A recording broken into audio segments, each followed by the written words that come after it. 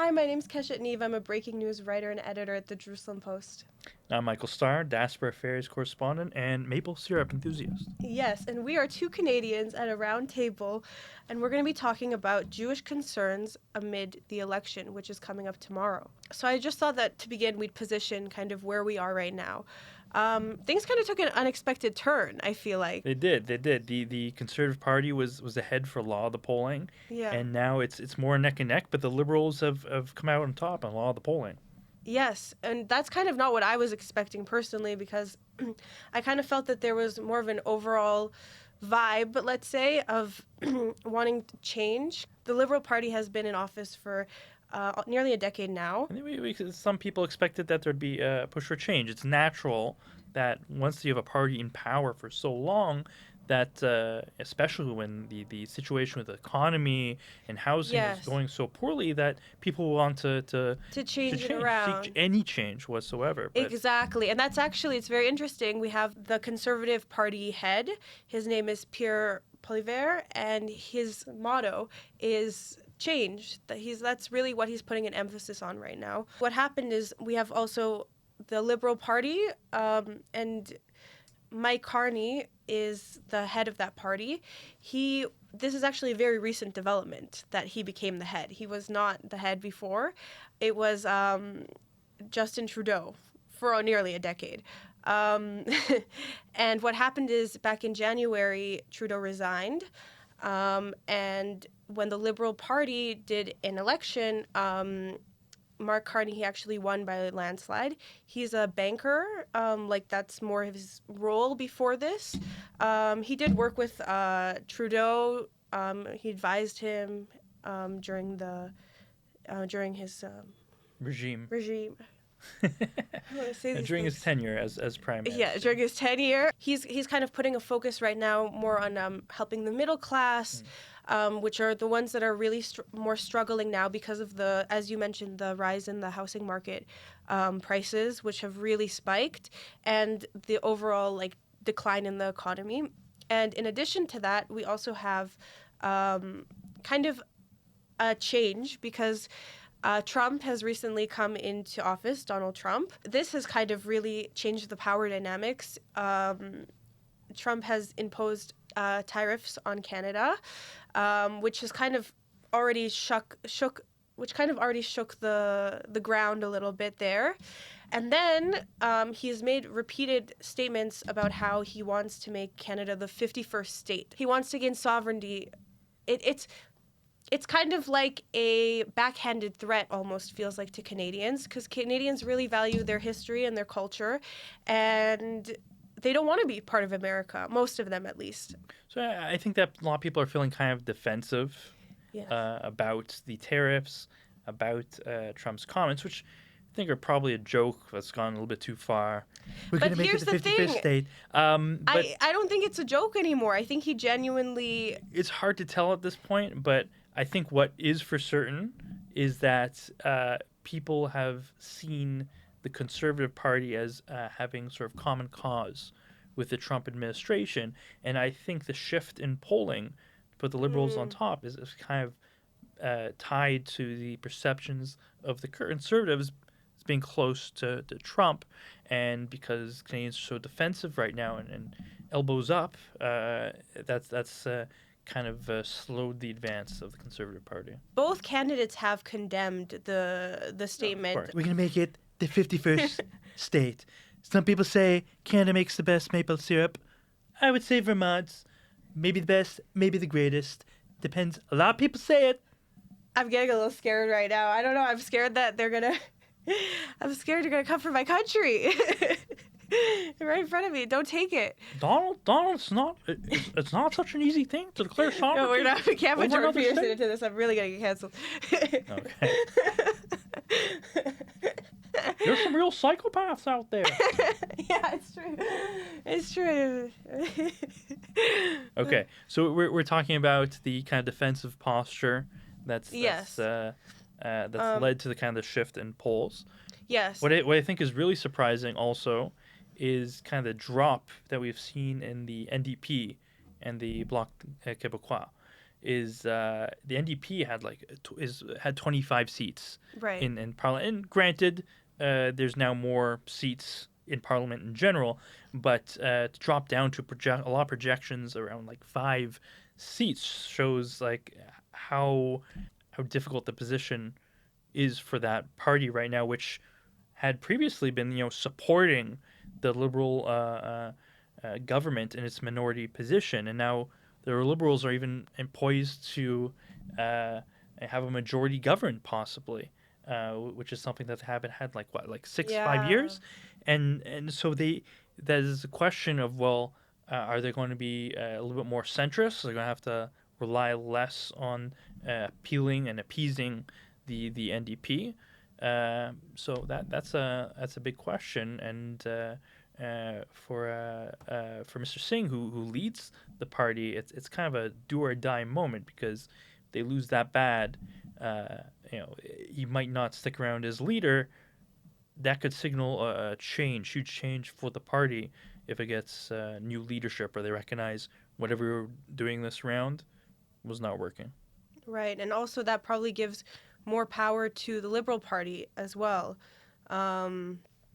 which is, again, unexpected, because truly the feeling was before more that the Conservatives were kind of getting this gain, and because of this desire for change. So it's important to note for people watching who maybe don't know Canadian politics too much, it's a parliamentary system with seats. There's a House of Commons. It kind of has similarities to Israel, but not so many similarities.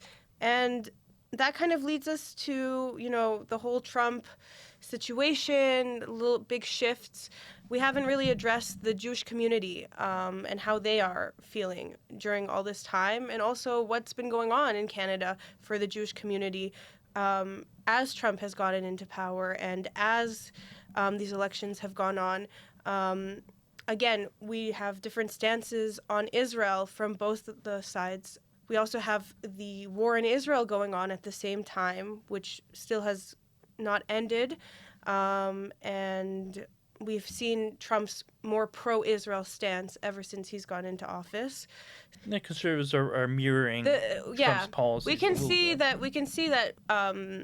Head of the Conservative Party, Pierre Poilievre, he has made open statements about his support for Israel, and we've also seen Carney's statements. He's the head of the Liberal Party, not made comments against Israel per se, but more making statements about the humanitarian situation in Gaza and bringing electricity back there and humanitarian aid and things like that. So I just wanted to kind of ask you, what's the feeling of the Jewish community now, and how are they feeling amid all this? So, as with a lot of countries, Canada saw a rapid escalation in anti-Semitic incidents since the October 7th massacre. Right. So, in Toronto and Montreal, even Vancouver, you saw synagogues getting shot at. Thankfully, no one getting hurt, but getting shot at. A lot of arson attacks against community centers, synagogues, again. And, of course, a lot of vandalism and intimidation in the streets. People getting spat on, being told Hitler should finish you off. And there have been some incidents in which the RCMP has needed to get involved with some more serious terroristic threats as well. So public safety is an issue for this election. Yeah. I think crime is very much an issue, and a subset of that is the safety, the sort of canary in the coal mine of anti-Semitism. And it is very much a concern for Jewish Canadians. And it's hard for the Liberal Party to kind of present themselves as the champions of that issue when they've had this almost decade-long control of the federal government. On the other hand, maybe Carney, as a fresh face, can kind of say that was the other guys, where this is our policy going forward, and he can sort of skirt that. But the Conservatives have run very hard on, not very hard, I wouldn't say it's by far the main issue, but it's certainly an issue that they have hammered the Liberal Party on. the conservatives have promised policies like the bubble bylaws to produce kind of a zone of exclusion to protests, preventing people from interfering with access to certain sites.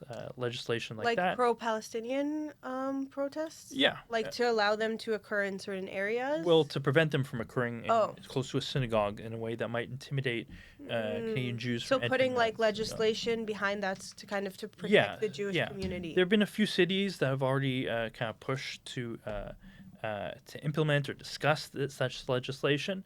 It's also become common for the Liberals to adopt some of the similar legislation and kind of undercut the Conservative position in this regard as well.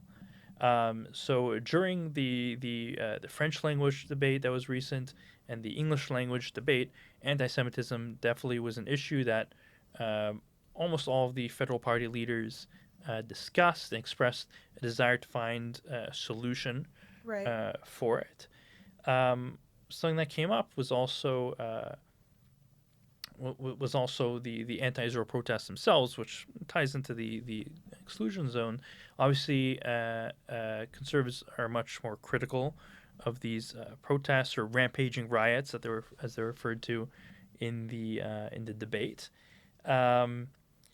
So there are a push to kind of limit those a little bit, to crack down on some of the more hateful expressions that are there. Canada doesn't have as strong freedom of speech laws as in the United States. Another issue is, of course, the ties between Canada and Israel.